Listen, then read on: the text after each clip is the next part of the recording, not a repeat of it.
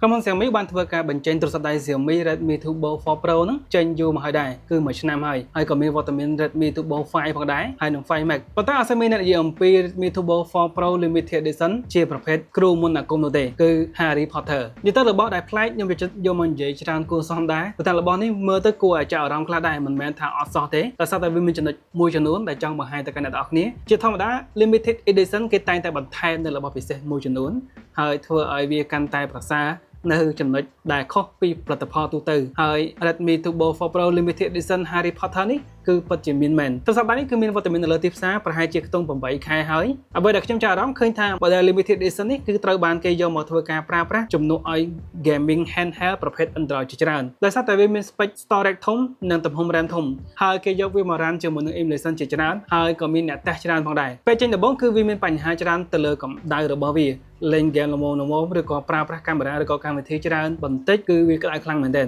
ហើយមកដល់ពេលបច្ចុប្បន្ននេះការអាប់ដេតរបស់វាយ៉ាងណាហើយនោះមានតែចាំមើលនៅក្នុងវីដេអូនេះបងប្អូននិយាយទៅនេះគឺជាទូរស័ព្ទដៃ gaming បបចិត្តមួយពីក្រុមហ៊ុន Xiaomi ហើយជាប្រភេទ limited edition អញ្ចឹងហើយនៅក្នុងវីដេអូនេះគឺខ្ញុំអត់តេស្តច្រើនទៅលើរបស់ដែលគេបានតេស្តពីមុនមកទេគឺយើងយកមកតែធ្វើការតេស្តទៅលើបន្ទុកហើយនឹងការលេងហ្គេមផ្ទាល់តែម្ដងនៅក្នុងវីដេអូនេះយើងមកធ្វើការតេស្តហ្គេមធំជាច្រើនដែលមានវត្តមាននៅលើ Android ទូរស័ព្ទដៃនាពេលបច្ចុប្បន្នដូចជា Viva Mix, Rainbow Six Mobile និង Game Android មួយចំនួនទៀតសម្រាប់ប្រភេទ Game Emulation ខ្ញុំប្រើប្រាស់ជាមួយនឹងកម្មវិធី Game Native ហើយធ្វើការតេស្តហ្គេមចំនួន4ដែលរួមមានជាមួយនឹង Little Nightmare ដែលមានទំហំ 8GB, SpongeBob SquarePants, The Cosmic Shake, Overcooked ហើយនឹង Game មួយទៀតគឺបើអត់ចេញទេគឺ Metal Slug Awaken នៅក្នុងនេះខ្ញុំក៏មានធ្វើការបង្ហាញអំពី app មួយដែលអ្នកទាំងនេះអាចធ្វើការប្រើប្រាស់ដើម្បី config game នៅក្នុង emulation មួយចំនួនដើម្បីឲ្យប្រើប្រាស់កាន់តែងាយស្រួលផងដែរអូខេឥឡូវយើងមកសង្ខេបអំពី spec របស់វាបន្តិចទៅមុននឹងយកមកធ្វើការតេស្តសាកល្បងជាមួយនឹង game ក៏ដូចជាធ្វើការតេស្តទៅលើបន្ទុកមួយគ្រឿងនេះគឺវាប្រើប្រាស់ជាមួយនឹង chip Qualcomm Snapdragon 8S Gen 4ដែលមានទំហំ4 nanometer មិនមែន3 nanometer ទេហើយវាប្រើប្រាស់ជាមួយនឹង GPU Adreno 825ទំហំផ្ទុករបស់វាគឺមានទំហំរហូតដល់ទៅ 512GB ជាប្រភេទ storage ល្បឿនលឿនសម្រាប់ទូរស័ព្ទដៃ flagship ដែលវាប្រើប្រាស់ជាមួយនឹង UFS 4.1 ហើយវាមាន RAM ធំរហូតដល់ទៅ 16GB នេះជាមូលហេតុមួយដែលសម្រាប់ទូរស័ព្ទដៃ budget gaming ប៉ុន្តែបាន speed ល្បឿនលឿនហើយនិង RAM ធំហើយវាក៏ជាមូលហេតុចម្បងដែលធ្វើឲ្យគេសម្រេចចិត្តយកវាមកធ្វើការប្រើប្រាស់ជំនួស gaming handheld ច្រើនផងដែរទីផ្សារ gaming handheld នៅពេលបច្ចុប្បន្ននេះគឺមានបញ្ហាច្រើនដោយសារតែក្រុមហ៊ុនមួយចំនួនបានធ្វើការប្រកាសបិទសង្វាក់ផលិតកម្មរបស់ខ្លួនដោយសារតែបញ្ហា RAM ឡើងថ្លៃហើយអត់លេងសើចទេគឺមានការចុះអតិថិជននិងការប្រកាសពេញលេញដូចជា Retroid គឺបានធ្វើការប្រកាសហើយនិងក្រុមហ៊ុនចិនមួយចំនួនទៀតដែលមិនមែនជា brand ធំឬក៏ brand ល្បីទេប៉ុន្តែក៏បានធ្វើការប្រកាសបិទដូចគ្នាទូរស័ព្ទដៃនេះគឺមានតម្លៃនាពេលបច្ចុប្បន្នគឺតម្លៃក្រោម$300ទេអ្នកទាំងគ្នាអាចស្វែងរកទិញបានហើយអ្នកទាំងគ្នាអាចចង់ទិញជាមួយនឹង Redmi Turbo 4 Pro ឬក៏ Limited Edition នេះអ្នកទាំងគ្នាអាចធ្វើការតាក់ទងទៅកាន់ហាង Best Phone Store បានទូរស័ព្ទដៃនេះមួយគ្រឿងនេះគឺអត់មានតូចពេកទេគឺទំហំវាធំគួរសមដែរហើយគេបានញាត់ជាមួយនឹងទំហំថ្មធំរហូតដល់ទៅ 7750 mAh ដែលធ្វើឲ្យថ្មនេះគឺធំខ្លាំងមែនទែនហើយសម្រាប់ការសាកល្បឿនលឿនវា support រហូតដល់ទៅ90 W និងសាកឲ្យឧបករណ៍ដទៃក្នុងល្បឿនរហូតដល់ទៅ 22.5 W ផងដែរចឹងអ្នកនរគ្នាអាចសាកឲ្យទូរស័ព្ទដៃ iPhone សាកឲ្យទូរស័ព្ទដៃផ្សេងឬក៏ឧបករណ៍ផ្សេងហ្នឹងនឹងល្បឿនលឿនមែនទែន 22.5 W សម្រាប់ power bank មួយចំនួនទៅពេលបច្ចុប្បន្នតម្លៃ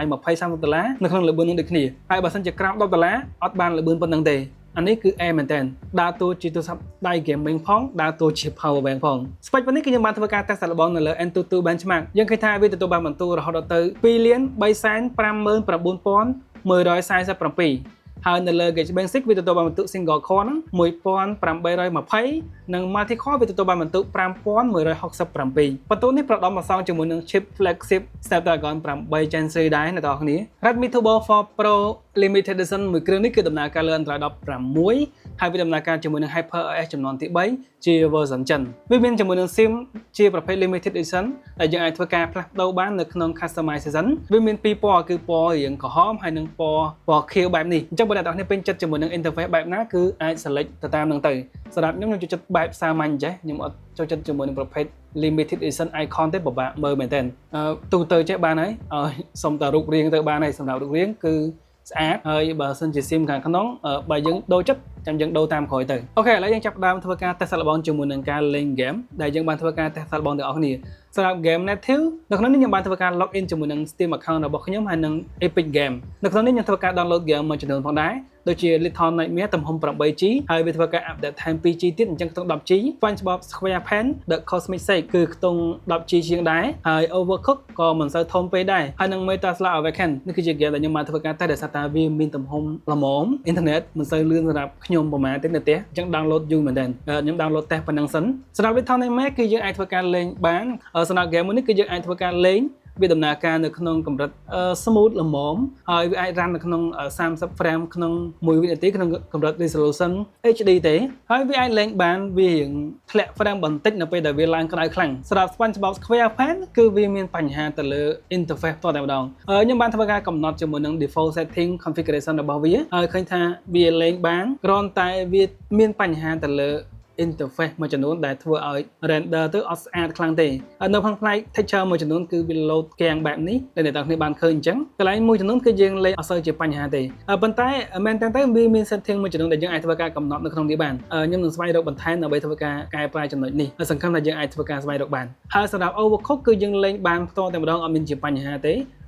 លេងបានស្មូតល្អបើអ្នកទាំងគ្នាកំពុងតែប្រើប្រាស់ជាមួយនឹង emulation ផ្សេងៗដើម្បីធ្វើការលេង game ប៉ុន្តែ game ទាំងអស់គ្នាហ្នឹងគឺពិបាកក្នុងការប្រើប្រាស់វាអាចនឹង slow កាំងឬក៏មានបញ្ហាពិបាក config អ្នកទាំងគ្នាអាចសាកចូលទៅកាន់កម្មវិធីមួយឈ្មោះថា EmuReady ឬក៏ website EmuReady ដើម្បីធ្វើការចូលទៅមើលព័ត៌មាននៅក្នុងនេះគឺមាន game ជាច្រើនហើយនឹង controller ក៏ដូចជា preset ម៉ាស៊ីនជាច្រើនដែលយើងអាចធ្វើការកំណត់ setting ឲ្យត្រូវជាមួយនឹងប្រភេទ game នីមួយៗអញ្ចឹងយើងបានចូលធ្វើការតេស្តឲ្យវាឃើញថាវាមាន game ជាច្រើននិងព័ត៌មានជាច្រើនដែលយើងអាចធ្វើការកំណត់ទៅតាមប្រភេទ emulation ហើយនឹងទៅតាមប្រភេទ game មកដែរអូខេបន្តទៀតគឺយើងមកធ្វើការតេស្តសាកល្បងជាមួយនឹងការលេង game ប្រភេទ game បាញ់នេះគឺ Rainbow Six ដែលធ្វើការទៅតែ update ថ្មីនេះទេ game នេះលេងមកគឺយើងឃើញថាការលេងដូចជាអត់ជាបញ្ហាទេហើយខ្ញុំកាន់ផ្ទាល់គឺ game នេះអត់ក្តៅទូរស័ព្ទខ្លាំងទេប៉ុន្តែគាត់ថាសម្រាប់ game នេះផ្ទាល់គឺវាមានមេកានិកជាងញ៉ៃបន្តិចខ្ញុំអត់ដែលលេងនៅលើ PC ទេអញ្ចឹងហើយខ្ញុំអត់សូវដឹងឬក៏អត់សូវប្រកែខ្លាំងទៅលើការលេង game Rainbow Six នៅលើទូរស័ព្ទដៃប្រហែលទេហើយ game ទី2គឺជា game ដែលមានទំហំធំខ្លាំងគួរសមនាពេលបច្ចុប្បន្ននេះដែលយើងធ្វើការ download ទំហំ 3GB ហើយធ្វើការ update បន្ថែមនៅលើ map 7GB និង map បន្ថែមមួយទៀតគឺទំហំ 3GB និងទំហំ 6GB បន្ថែមទៀតអញ្ចឹងខ្ទង់ 10GB ជាងចូល 20GB ហើយ game នេះគឺវាមានសភាពក្តៅខ្លាំងបើយើងលេងនៅលើជាប្រភេទ controller ហើយបើយើងលេង touch screen តទៀតគឺប៉ះអេក្រង់និងប៉ះតួគឺកាន់តែក្តៅទូរស័ព្ទដៃនេះគឺលេង game ប្រភេទ 3D បែបនេះគឺវាឡើងកម្ដៅខ្លាំងមែនទែនហើយ frame ក៏វាធ្លាក់គួរសមដែរវាមិនមែនថាអត់ធ្លាក់ទេគឺធ្លាក់មកត្រឹមតែ30ឬក៏40 frame ទេហើយអេក្រង់មួយនេះវាបញ្ជាក់ពេលបង្ហាញកម្រិត refresh rate វា load 120Hz ជាប់តែជាក់ស្ដែង game នេះគឺតាក់ឲ្យលេងទៅវាមិន smooth គ្រប់ពេលនោះទេសម្រាប់ game ទូទៅដែលអាសាលេងហើយនឹងប្រភេទ game indie game គឺយើងមានជាមួយនឹង Street of Rage 4ហើយយើងលេង game នេះគឺអត់ជាបញ្ហាទេអត់ឡើងកម្ដៅផង game នេះស្រួលលេងទេហើយក៏មិនទាមទារឲ្យយើងប្រើប្រាស់ performance ទូរស័ព្ទដៃខ្លាំងដែរទូរស័ព្ទដៃល្មមៗគឺអាចលេងបានហើយលេងនៅលើនេះគឺកាន់តែស្រួលទៀត game meme នៅបច្ចុប្បន្នខ្ញុំឃើញមានការ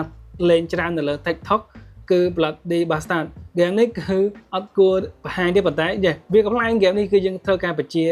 ដៃយើងទាំងសងខាងដើម្បីធ្វើការអដ្ឋៈទៅលើភាគីម្ខាងទៀតហើយ game នេះគឺកំ plaign អ្នកនរគ្នាអាចចូលទៅលេងបានសរុបជារឿងសម្រាប់ការលេង game ទូទៅដែលមិនមែនជា game high graphic game នេះគឺអូសបានហើយអត់ជាបញ្ហាទេប៉ុន្តែគាត់ថាបើប្រភេទ game 3D game ធំគឺវានឹងឡើងកម្ដៅលឿនមែនទែនហើយសម្រាប់ game Mobile Legends គឺអត់មានជាបញ្ហាទេអ្នកនរគ្នាអាចលេងបានទោះបីជាបើក graphic កប់យ៉ាងណាក៏ដោយក៏មិនជាបញ្ហានោះដែរជាចុងក្រោយយើងមកនិយាយអំពីកាមេរ៉ារបស់វាគឺខាងក្រោយនេះគឺមានចំនួនកាមេរ៉ាចំនួន2គ្រាប់ដែលមានទំហំ50 megapixel ជា lens cold និង8 megapixel ជា lens ultra wide អញ្ចឹងសម្រាប់8 ultra wide 8 megapixel ជា lens ultra wide យើងដឹងស្រាប់ហើយថា lens នេះគឺថតនៅក្នុងកម្រិតមួយដែលយើងអាចទទួលយកបាន lens 2នេះគឺអាចថតក្នុងកម្រិតគួរសមកាមេរ៉ាខាងក្រោយនេះគឺយើងអាចធ្វើការថតក្នុងកម្រិត 4K 60 frame ផងដែរសម្រាប់កាមេរ៉ាខាងមុខទំហំ20 megapixel aperture f2.2 កាមេរ៉ានេះគឺថតមុខយើងបានស្អាតដូចខ្ញុំអញ្ចឹងមុខមិនសូវស្អាតទេពេលថតក្នុងកាមេរ៉ានេះគឺឃើញ smooth ស្អាតមែនតើវាមិនស្អាតណាស់ទេប៉ុន្តែគាត់ថាស្អាតជាងខាងក្រៅសរុបមកគឺវីដេអូនេះគឺមានតែប៉ុណ្្នឹងទេខ្ញុំអត់និយាយច្រើនទៅលើ detail អីទៀតទេអ្វីសំខាន់គឺយើងយកមកតេស្តលេង game ជាមួយនឹង spec ប៉ុណ្ណេះខ្ញុំឃើញថា ទស្សនវិជ្ជានេះគឺលេងហ្គេមបានល្អហើយបើយើងយកមក run ហ្គេមប្រភេទល្មមទៅលើ Nintendo 3DS 3D ឬក៏ប្រភេទ Switch អីខ្ញុំគិតថាអាច run លើនេះបានសំខាន់អ្នកនរគ្នាត្រូវចេះប្រើប្រាស់ជាមួយនឹង emulation ដើម្បីធ្វើការ run វាតែប៉ុណ្ណោះហើយតម្លៃរបស់វាអត់ដល់$300នោះទេហើយបើអ្នកនរគ្នាទិញជាប្រភេទ Redmi Turbo 4 Pro ដែលមិនមែនជា limited edition តម្លៃកាន់តែធូរថ្លៃទៀតអញ្ចឹងវីដេអូនេះគឺមានតែប៉ុណ្្នឹងទេអរគុណច្រើនសម្រាប់ការទស្សនាវីដេអូនេះជួបគ្នានៅក្នុងវីដេអូក្រោយបាយបាយ